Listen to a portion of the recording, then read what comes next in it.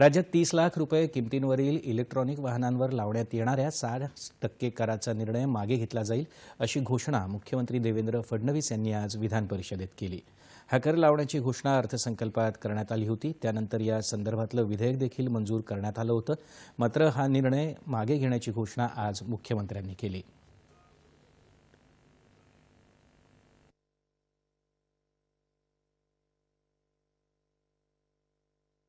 30 लाखाची जी काही आपण साधारणपणे मर्यादा ठेवली, जे काही ईव्हीएमच्या सेगमेंटमध्ये आता मॅन्युफॅक्चरर्स आहेत यांना आपण विचारलं की तुमची महत्तम किंमत काय येते, ज्याच्यावर टॅक्स लागतो अशी किंमत, तर ती 30 लाखाच्या आत येते, म्हणून आपण तो लावला।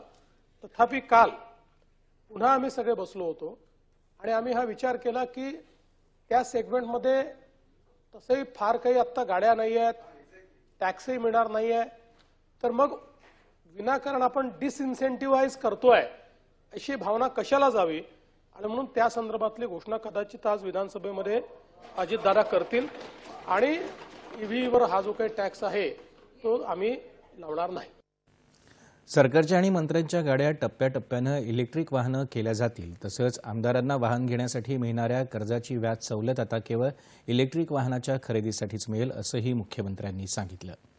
सध्या इलेक्ट्रिक वाहनांची 50% नोंदणी होत आहे। 2030 पर्यंत हे प्रमाण 80 ते 90% पर्यंत गेल्यास प्रदूषण मोठ्या प्रमाणात कमी होणार आहे असं त्यांनी सांगितलं।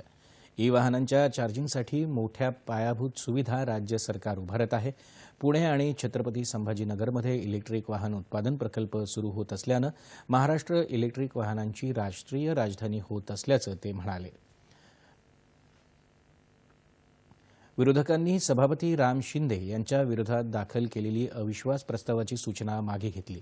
त्यानंतर सभागृहात अंतिम आठवडा प्रस्तावावरील चर्चा पुन्हा सुरू झाली।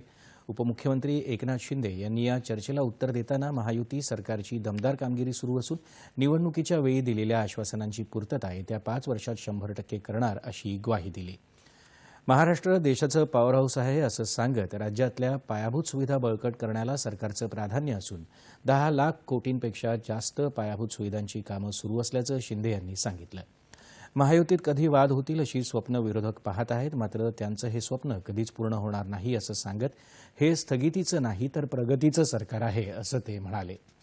जनतेच्या न्यायालयात गद्दार कोण आणि खुद्दार कोण याचा निकाल दिला आहे असं सांगत आरशात बघून वारसा सांगता येत नाही याचा अप्रत्यक्ष टोला त्यांनी उभाटा शिवसेना पक्षाला लगावला। कितीही सुपाऱ्या देऊन बदनामीच्या मोहिमा चालवल्या तरी फरक पडत नाही असं ते म्हणाले। अभिव्यक्ती स्वातंत्र्याबद्दल बोलणाऱ्या विरोधकांनी महाविकास आघाडी सरकारच्या काळात अनेकांच्या अभिव्यक्ती स्वातंत्र्यावर गदा आणली याकडे त्यांनी लक्ष वेधलं।